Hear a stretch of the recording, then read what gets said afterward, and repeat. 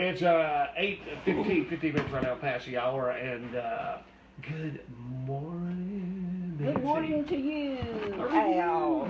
Just fine. How are you? All right, so what are we doing now? This is a brand new show. We're doing something brand new starting this year on the second and fourth Thursdays of each month at 8 a.m. We hope. As close to 8 o'clock as we get. As close to 8 o'clock as we get. Yeah, we had to sort of adjust a little bit this morning, but that's okay.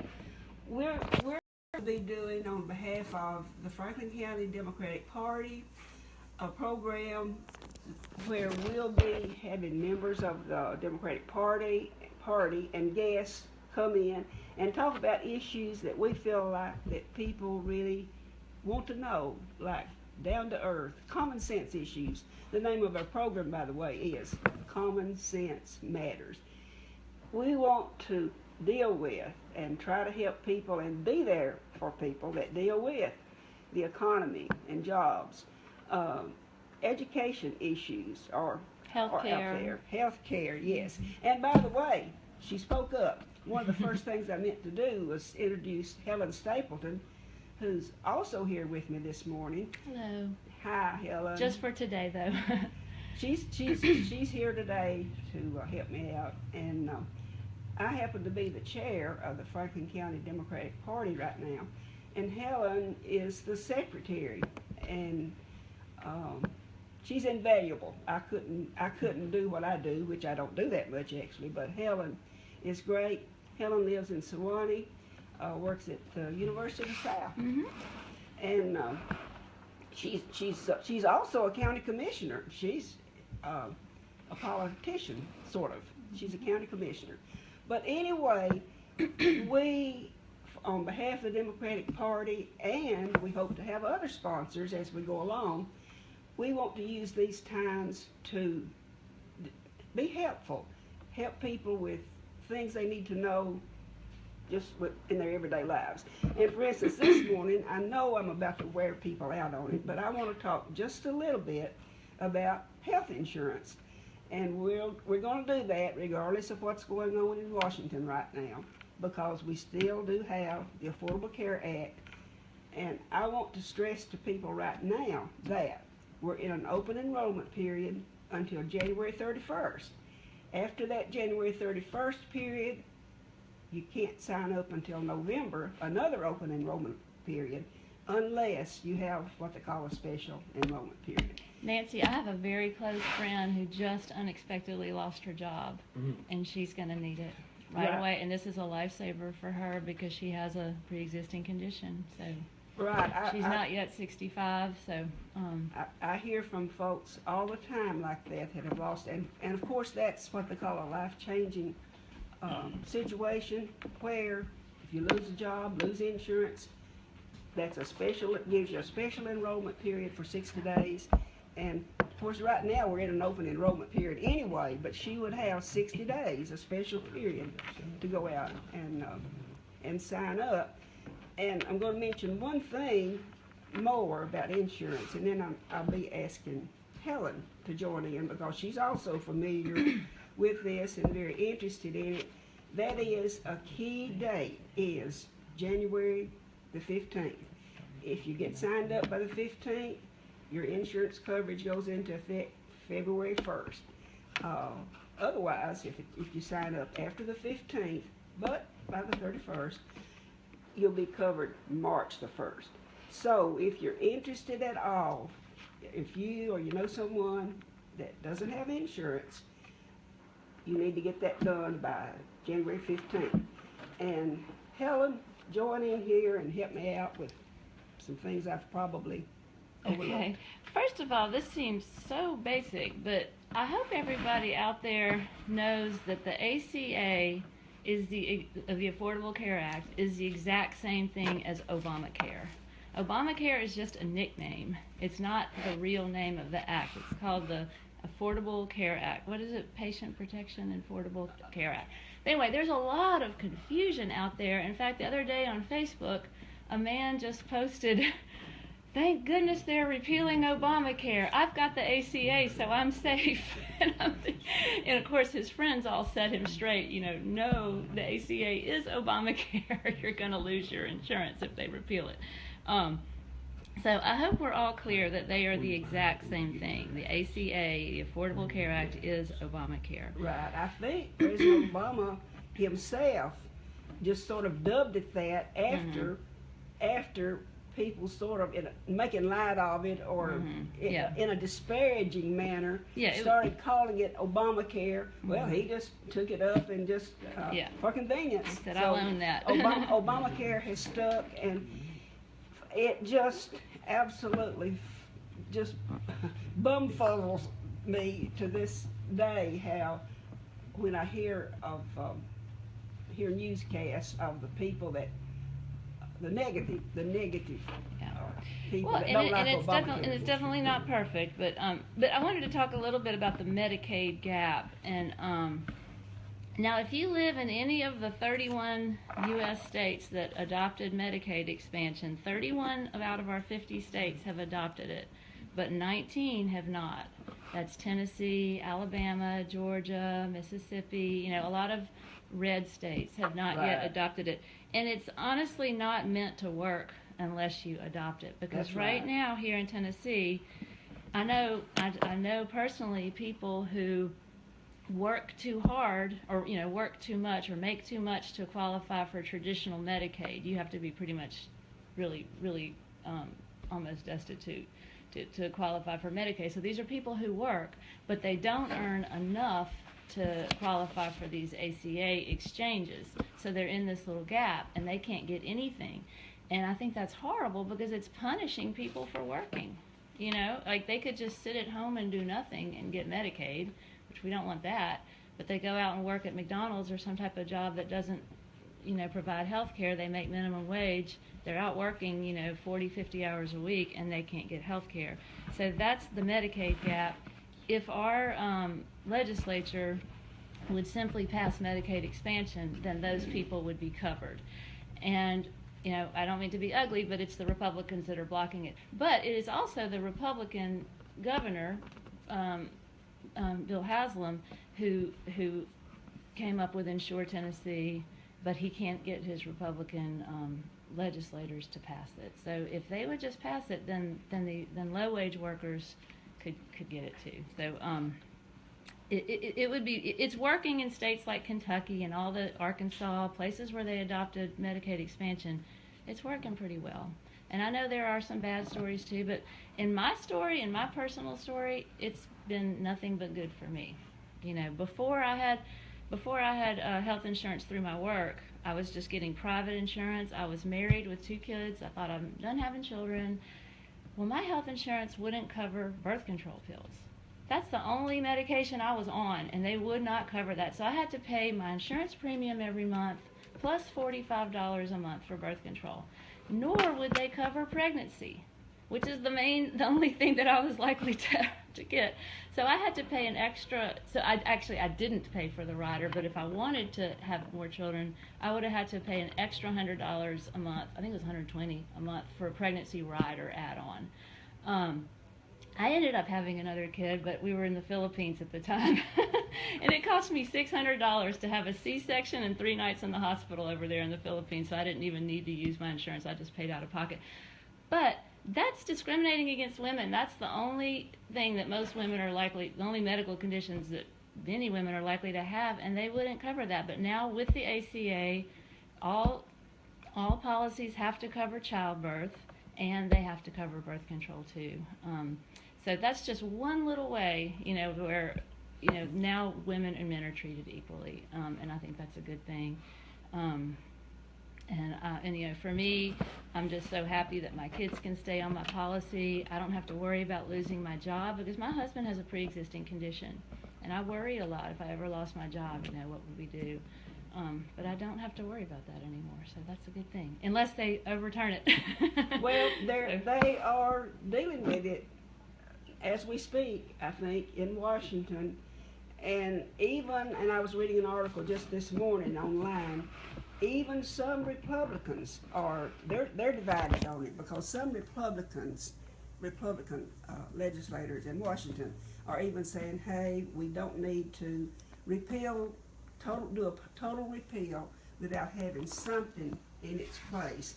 So, And to Corker and to Senator Corker and Senator Alexander's credit, they're like, okay, we can repeal this, but we're not going to do it until we have a valid and realistic replacement. And I salute them for that. That's great. I want to think that there are enough level heads there that will deal with it in that manner, and all of us, I think, proponents of the ACA would admit there are some things that need fixing about it. It's not perfect.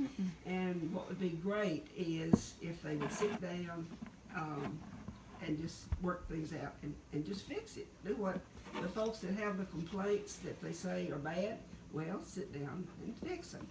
And to throw out a little nugget that might help folks out there that are thinking about, or perhaps you've gone online to try to apply for Obamacare, and you get a result back that says your policy would cost you $600. The income levels where you get the tax credits. The key to, quote, affordable as it can be, Obamacare is you qualify for those tax credits. And for instance, I think that for one person, you have to put in an estimated income for this year of at least $11,880. If you apply and go in and put an estimate in like of $9,000 or $10,000, of course the system knows, hey, that amount is not within the 100% level here, no tax credits, therefore they get this big amount. And I've talked with people So that would be people who fall in the Medicaid gap. That would be people who, if Tennessee would either expand Medicaid or pass Governor Haslam's Insure Tennessee, Medicaid, it was intended, as Helen says, the bill was intended that states would expand Medicaid, pick up those folks that are under that minimum amount, and they'd be insured. But when it got to the Supreme Court back in 2010, I think, Chief Justice Roberts said, no, you cannot force states to expand Medicaid. They held that the act was constitutional, but it really threw a monkey wrench in it. So 31 states have passed it and 19 have not, and Tennessee is one of those 19 that have not. And that's why it's not working here for a lot of people. And I don't know what our Tennessee legislature will do with it. They may wait and see what will happen on at the national level. But actually, last year, Speaker of the House, Beth Harwell, appointed a committee that they declared Insure Tennessee dead on arrival. It's done, they said, not going to happen. So she appointed a committee that went over the state meeting, and it was made up mostly of people who were anti-Obamacare. But they came up with a plan called a 3-star health pilot, a pilot that may well come up in this legislature. And it's then said that it's nothing to compare to the expanded Medicaid or Insure Tennessee, but it's something. It's a plan that if they pass it, it would phase in, take care of mental health issues first, and go from there. And if you have questions, call us. Al, what's 967-2201. Yeah.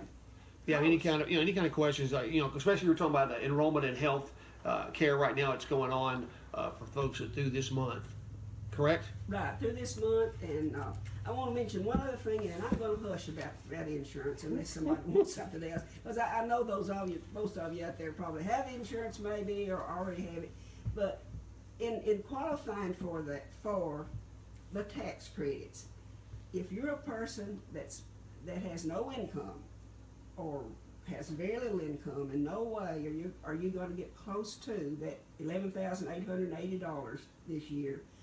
Do you live with somebody else that does have income? Sometimes I've been able to, following the IRS rules for dependents. You have to qualify as a dependent under the IRS. IRS rules. And by the way, we file those applications as tax-paying families, as you would file your income tax. Whoever would be considered a dependent, and if you happen to live with a mom or dad or just one that has enough income that on that chart of a household with two, for a household of two, you would meet that amount, you just might could get insurance. I've been able to get some people signed up that way. So if you're in a family, it's family household income is what counts. Okay, I'm looking forward to see how it works, because I haven't yet to use mine yet. I'm in my first month with it, and so I'm interested to see how this is going to work out. I think it works great. I think for most people, we do hear people that say their co-pays and their out-of-pocket maximums, deductibles are very high. But y'all just remember that's insurance companies doing that. I mean, Yes, these yes. insurance companies were never nice, even before Obamacare. They were not treating people very well before, and they're still not. I mean, they're in the business to make money.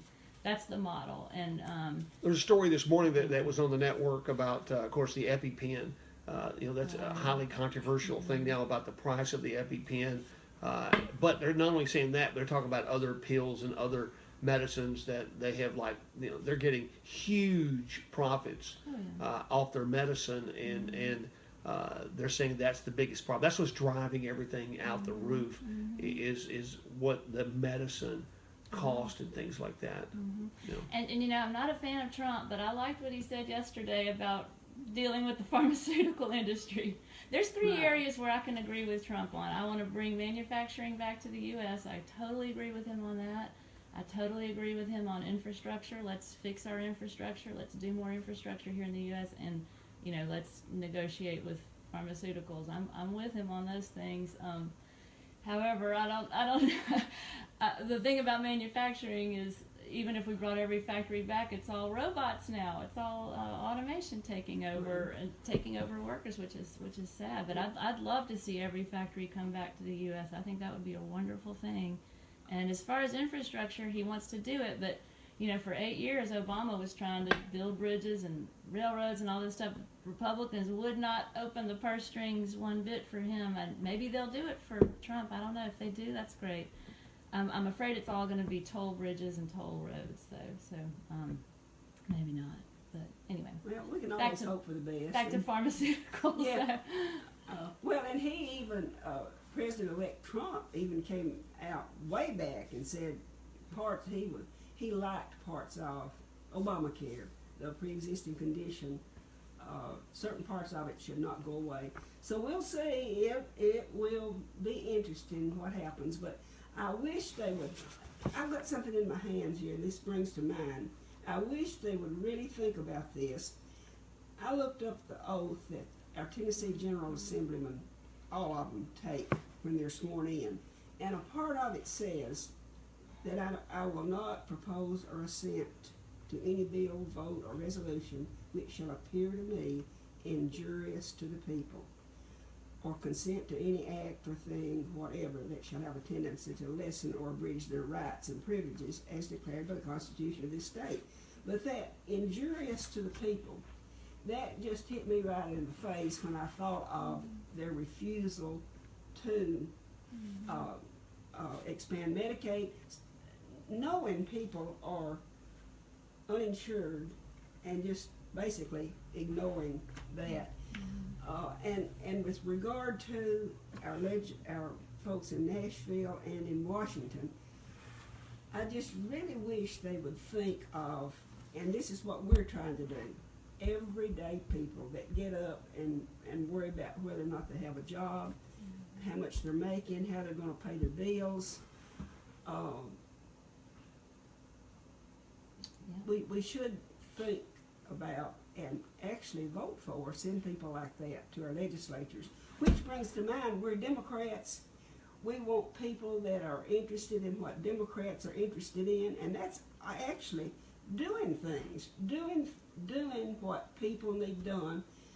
And for instance, last night on the news, it was mentioned that some legislator in Nashville had put up a bill to put "In God We Trust" on license plates. And that sounds good. I don't know how far it will go, but I want to think, my goodness, let's do something. Doing things, getting results, helping people, actually physical results out there is what helps. They're supposed to redesign the license plate this year? I don't think I know. heard a story this morning. I think I heard a story this morning saying they're wanting to redo the license plate this year.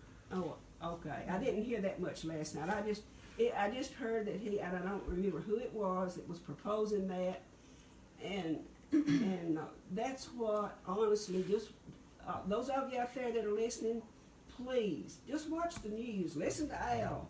Listen to the news. What they're actually doing in Nashville. Not what they're saying, and when they open their mouths and say, "I'm for conservative values, and I'm for this, and I'm for In God We Trust" on the license plate. See what they're actually doing. Pay attention to what few Democrats there are up there. Pay attention to what they're doing, what they're trying to get passed that they keep, and how much it really affects your everyday lives. I'll tell you something that would affect daily life. And this is my favorite topic, and that's raising the minimum wage. That's something all Democrats support. Right now in Tennessee, we have the federal minimum wage.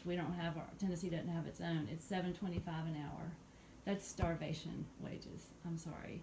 So, I figured even if you raised it to just 10, now they're trying to go to 15 or 12, but even if we just raised it to $10 an hour, if you're already making $7.25, say at McDonald's or somewhere, that would put an extra $2.75 per hour. That works out to $110 extra a week. That works out to $440 extra a month. So don't we all have like a list that we keep? Like, when I get some money, this is what I'm gonna buy. And on your list it might be new tires, fix that front door that's broken, get a new mattress, I don't know, all these things, buy a new coat. Everybody's got that list, but they don't have the money to get the things on that list. Imagine if everybody in this county who's making minimum wage had an extra $440 a month. Now, they're not going to invest that over in the Cayman Islands, are they? They're going to spend it right here. They're going to hire a local carpenter to fix that broken door. They're going to hire a local hairdresser to get their hair done. They're going to hire a local dentist to fix their teeth. They're going to hire a local, they're going to go to the local tire guy to get their tires. That's going to stimulate our economy more than anything will. And instead of that extra $440 a month going off to McDonald's headquarters and then getting invested overseas in Bermuda, it's staying right here in our county. It's going into our local economy. And I just think that would be a huge improvement to people's lives and to the general economy if we could just raise the minimum wage. And they're doing it in places, in different states and even different cities are passing even $15 an hour. I know for our local economy that would be a little much, but in places everyone says, oh, if you raise the minimum wage, businesses will go. All these businesses will go out of business. Well, they've done it, and they haven't. You look in the states where they've raised the minimum wage. Everybody's not leaving, they're staying there, they're working, and working people have more money in their pockets, and it's helping the general economy. That's more people going to local restaurants because they've got that extra $440 a month in their pocket. And Republicans always block minimum wage increases every time. And even if you do own a business, when you do your taxes at the end of the year, you deduct all your expenses. Like if I'm a lemonade stand, for example, at tax time I'm going to deduct, okay, how much did I spend on lemons? How much did I spend on sugar? How much did I spend on wages? All that gets deducted, and then you only pay taxes on your profits. So, yeah, it would hurt a business to have to pay more, but they're not going to get taxed on that. They can write that off. So anyway, that's one thing Democrats really stand for, is raising the minimum wage, and I think it would help everybody. Yeah, maybe the cost of the hamburger would go up. I think they figured it out. It would be a nickel. But I pay an extra nickel to know that everyone working there has $440 a month Right. to help their family, to pay the rent, to get their hair cut, to get their teeth done, do the things that they need to do. Anyway. All right, Nancy, we're going to take a quick break, and we'll be back with more of the show in just a moment. Expand Medicaid, the money that would come back to Tennessee is, I think we've lost like billions of dollars so far that would go to hospitals and just. It's going to those other states. It's going to those 31 states. It's going to those 31 states that expanded Medicaid. And of course, it's political, honestly. We have to realize that they say all politics is local. And for political reasons, our folks who are against this are actually normal, good-hearted folks, but for political reasons, they will not expand Medicaid or pass Insure Tennessee, and the result is many people are actually hurting. And this includes hospitals. Some rural hospitals have had to close because they're not getting this money that they used to get, that they were expecting to get, and that hurts not only poor people, but everybody. Just think living in a town where you didn't have a hospital you could get to within 15 or 20 minutes.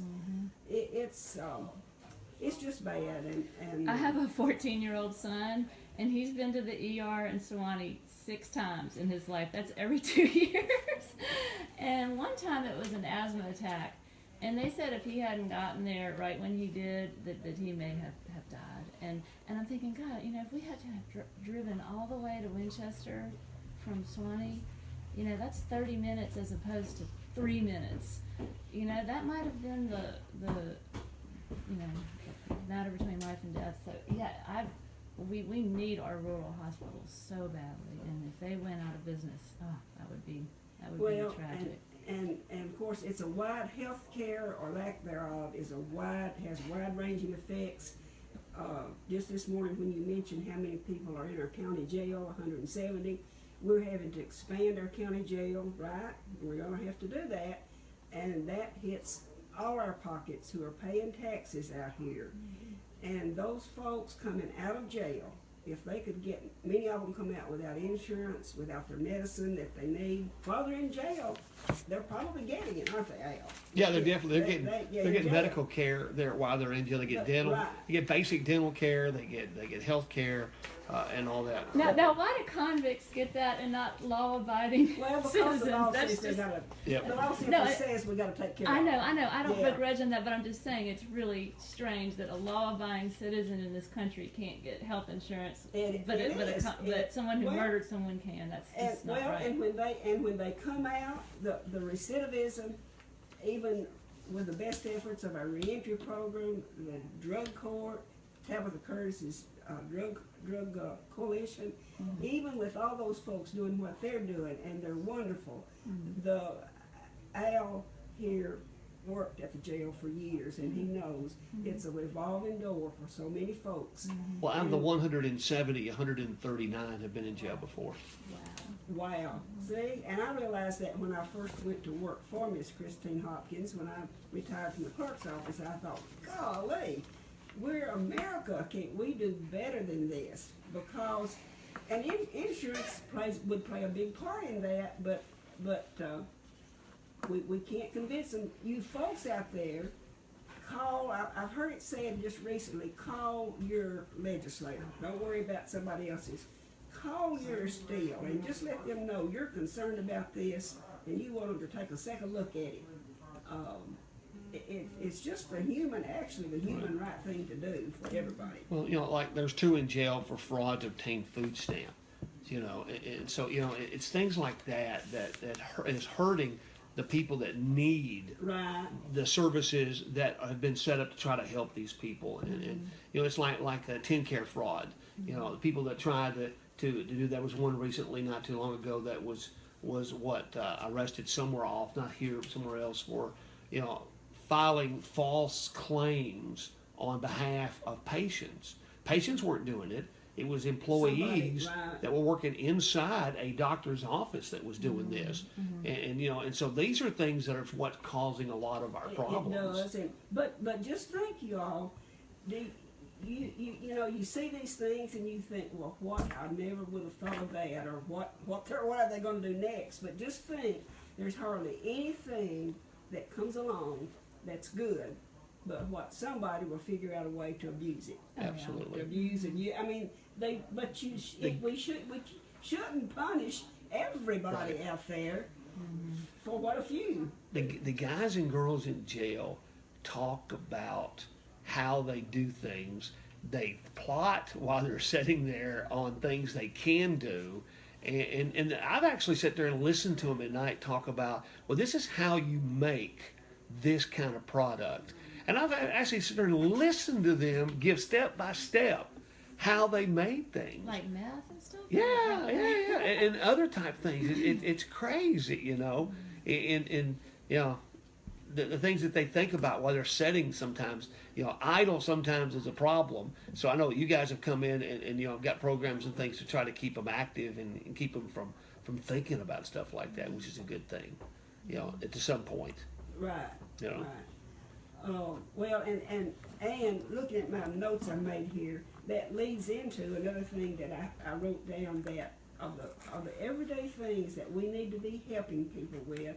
And I heard your story this morning about the arrest of the Coffee County folks. Yeah. Making meth, cooking Right. meth, and 2 children there. Right. And that, and I want to say, Tennessee legislature, please get your minds on things that we can do to help this situation. And that's real, hurts children. It's a far-ranging thing. Children in that situation, no telling what it'll do to them for their future lives. And I want to stress again, Helen Stapleton and I are here today on behalf of the Franklin County Democratic Party. And by the way, if anybody's listening, we're looking, this is new. We've just started this just today. And we hope to do this on the second and fourth Thursdays of every month.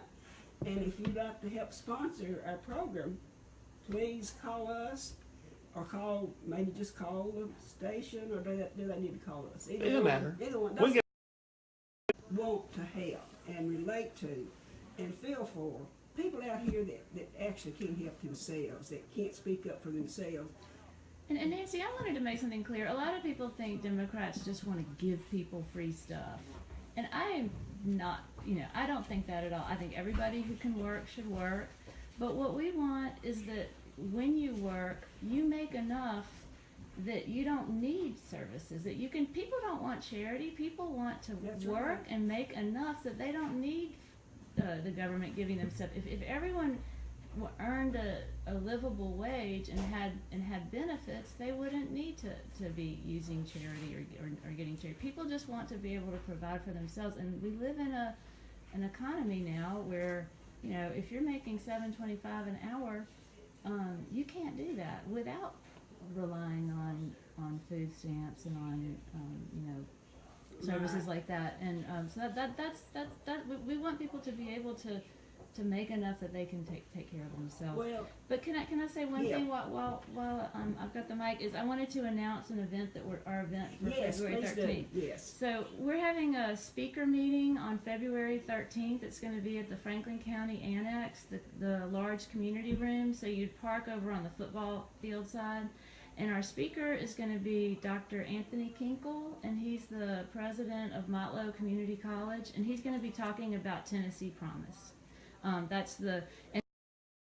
It's going to be February 13th. That's Monday, February 13th at 6 o'clock at the Annex building. So everybody come out for that. And so we want to, tell people about things that our government is doing, to make people's lives better. Now, I know you might think free college is giving people free stuff, but we already give people free high school. So what's 2 more years? It was a long time. For a long time, high school wasn't universal and free, and then they realized, that's become more and more of a necessity. And so, and in our economy today, 2 years of college is becoming I mean, college is almost now what high school used to be. Right. So, and Governor has them realize, he doesn't want to see people throwing away their potential, people who have a future, and that they will contribute more to society and to their own families if they're educated, and if money is what's stopping them, let's remove that obstacle. Right. And the it's Tennessee, a great thing. Right, the Tennessee Promise kids, applicants, have to do things. They have to do public service work and report to a mentor and maintain they a have to- GPA. Right, a good right. GPA. They have to do some things to be responsible. And they're on a deadline right now. They've got to turn in, it's FAFSLA, whatever that thing is. Yeah, FAFSA, whatever it is. FAFSA. They got to have it turned in by the 17th in order to stay on track for Tennessee Promise. oh, they need to know that. That's Yeah, important. so that's going on right now at both, and there's actually a workshop today at the Franklin County High School that they're doing. Miss Rab there has got a workshop today working with the kids and helping them to get these filled out and in by the 17th. And they're also working with parents this afternoon from, I think, 2:30 to 6:30 at the high school for parents that don't quite understand, because they've got to have like tax returns and, The and all this FAFSA's stuff. complicated. So it's got to be in by the 17th to stay on track. Okay, 17th. The 17th, they have to have that in by the 17th. If they don't, then they're out of whack. They can't go. They don't have to do the program, but they got to have this in to stay eligible Right. for it. And I understand, I'm not sure about this. Is it true that if they miss, like if they don't get the information in and they don't qualify this year, that's it? They can think so. come in later? I think so. That's it. They've got to. Yeah. Yeah, I think it's Stay just right for on. people coming right out of their senior Right. year, Right. unfortunately. And it's sad because I do know some people who graduated a few years ago that weren't quite ready for college, and now they are. And I don't know what there is for people like that. That's, They can't. It's another program. I want to go back and say one thing on the subject we were on a while ago, and then I'll say off that. But when we were talking about people that may abuse the system, or people just not working and getting the insurance, for instance. For instance, some people will tell me, I will ask them, they're anti-Obamacare, and I say, well, don't you want people to have insurance? Yes, but I want them to work and pay for their own programs. I don't want to have to support them. But a lot of people, folks, that I deal with, that I talk with, that don't have insurance, are older people who have worked, who have a working history. But they're in their late 50s, early 60s, not eligible for Medicare yet, can't get disability, no income, but not able to work. And they have- even if you do work, you could work your butt Yeah, off and still exactly. not make $1,500 a month to pay Right. for private health insurance. Right. These are It's people not a who matter of have not working. are working, and many, I talk to many. I can't think of any just quote bums I've talked to that just lay up and say and don't do anything. They're usually most of They got older- insurance. Well, some do. I know. I understand, but I'm saying many people that don't have insurance are people who have worked and now they're disabled and have no insurance, and that puts the hurt on all of them. But it goes on and on. Well, all those years that I didn't have insurance, I was working. I just didn't make enough, I just didn't make enough. And I could have worked and worked and worked and never made enough for it. And that brings me to the topic of these HSAs that Republicans want to replace Obamacare with HSAs, health savings accounts. Okay, if you're living paycheck to paycheck, how are you going to put aside enough?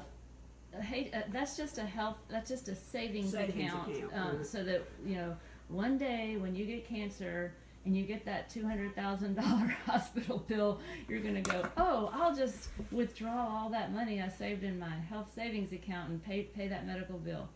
Yeah, right. I mean, who is, even if you put aside $200 a month, that's what, $2,400 a year. For 10 years, you'd have $20,000. That wouldn't cover anything. I mean, I'm sorry. Not many people have the disposable income to save even for their retirement, much less for some hypothetical Now, if you got money, yeah, that's a great thing to do. If you make plenty of money, yeah, just sock some away. But for the average family who's living paycheck to paycheck, that is not a viable option at all. And I'm going to throw one thing in. Al's looking at me here. He's probably about ready to cut us off. That had occurred to me and occurs to me when I hear of some laws that are passed out there. The laws that are passed that affect poor people, and not maybe intentionally done that, but in any way affect poor people, that somehow just strikes at my heart, and I think about the inequity of all of that and the inequality. People of means, like in a state, Tennessee, you don't like what's going on in the Tennessee, people of means can move. Mm-hmm. Poor people, whether it has to do with school or any other laws that affect them in their locality, they're stuck. They can't move. They're so I really do not like any laws out there that affect poor people to the point where they can't get away from it. They're just in it, and they're going to. The school situation, for instance, I think we'll eventually do something on probably vouchers and charter schools, and I think they tend to. The opposition I think that we would have to charter schools and vouchers. It would affect poor people in that Do the math they would take the schools. They don't have to take everybody. They'll take who they'll pick and choose. Take who they want. The poor people are stuck. They can't. And I'm just sorry. My heart just goes out to them, and I think that's how most of us Democrats do the math on vouchers. Right now, Franklin County, as far as I know, has one private high school, and that's St. Andrews. St. Andrews costs $17,000 a year. Okay, the way the voucher system works is whatever we were paying you to go to Franklin County High or Huntley High or what the public school, I think it's roughly $5,000 per student. So it's basically saying we'll give you $5,000 and you can go apply that towards a private school. Well, who is that going to help? $17,000 minus $5,000. That's still going to cost you $12,000 a year. So you're only helping the families who have an extra $12,000 a year. Jingling around in their pockets. How is that going to help? And so what happens is now Franklin County High, let's say 10 students from Franklin County High who got the vouchers go to St. Andrews. That means that Franklin County High has just lost $50,000. That's a whole teacher's salary a year. They've just lost that. St. Andrews got it, and it was only helping a family that had $12,000 a year, and it's hurting everybody else who's still at Franklin County High. That's why I don't believe in vouchers. Now, let's just make the public school great and hire more teachers, have smaller classes, do things to help the local high schools instead of siphoning money from the public schools into the private schools. That's well explained. I didn't understand exactly how that worked. Helen, thank you. I'm pretty sure that's how a voucher works. They just take what you would be spending at the public school, which I think in Franklin County is roughly $5,000 per student, give you that as a voucher, and then you could go to, I think maybe there's one Christian school. Does that go to high school? I don't think it does. It's headed that way. Okay. Anyway. It's en route to become a high school. Okay. It's not there yet. And I don't know what their tuition is, but at St. Andrews it's $17,000 a year. I think it's almost half that, I think. Okay. Or was. All right. So even if it were, say, $9,000 a year, they'll give you $5,000 to apply towards that. That still is only going to help the family that has an extra $4,000 a year to spend. So it's socialism for the rich, is what it is.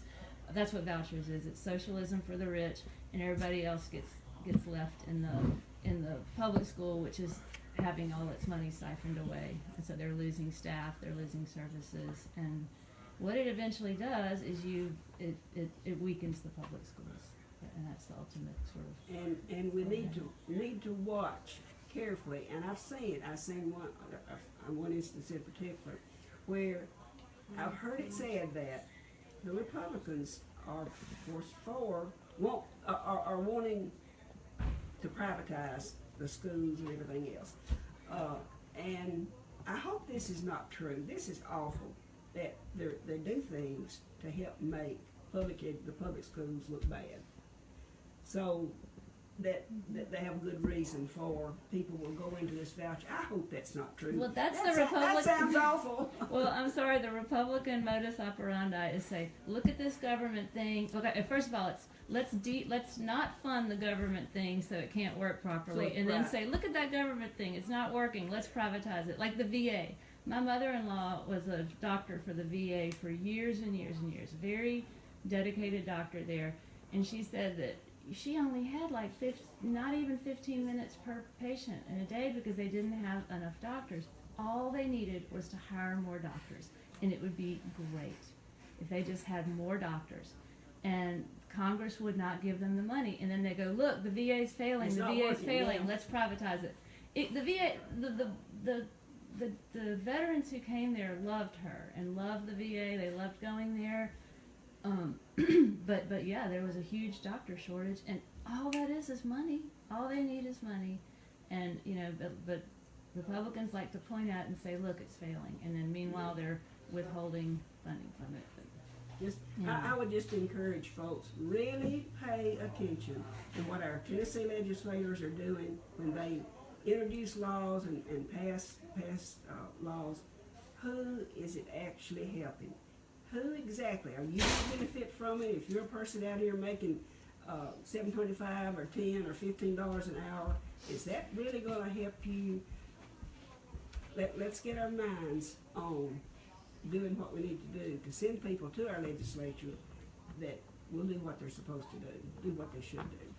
And speaking of who is it helping, I mean, the Tennessee Republicans just cut the hall tax, which the only people who pay hall tax are people who don't earn their money, get up and go every day to work. It's people, well, they might work too, but it's people who have their money in investments. And so it's only taxing your dividends and income from your investment income. So, that's only sort of more wealthy people, I guess, who have extra money to invest. It only affects the first your first $2,500 you get tax free, and then after that they charge $6. Anyway, it's a tax that doesn't affect working people. It's just for the investor class. They cut that tax, but are they cutting your grocery tax? Everybody pays. Tennessee has the second highest grocery tax in the country. They want to raise our gas tax, which everybody pays, and we have a super high, and maybe we do have to raise the gas tax, I don't know, but they don't ever seem to mind taxes that affect poor people and everyday people, and yet they're out there cutting taxes that the richest Tennesseans are paying. No one was clamoring to cut the hall tax. There wasn't like a public outcry. Most people don't even know what the hall tax is because they don't pay it. That's who that's who they're helping. They're helping the investor class. They're not helping the everyday working people who are going out and buying groceries and buying gas and paying these high taxes. Okay, and we want you to tune back into us on the 4th Thursday of this month, which I think is the 26th. I think we have on our agenda for that day Mike Winton and privatizing. I believe we're going to talk more about state parks. Right. You're seeing a lot of this. You see a lot of this. Governor Haslam, bless his heart, he started right in, just privatizing just about everything he could. And we need to educate ourselves and know what's really going on and what's behind what a lot and of who these is laws that they helping? pass. That's helping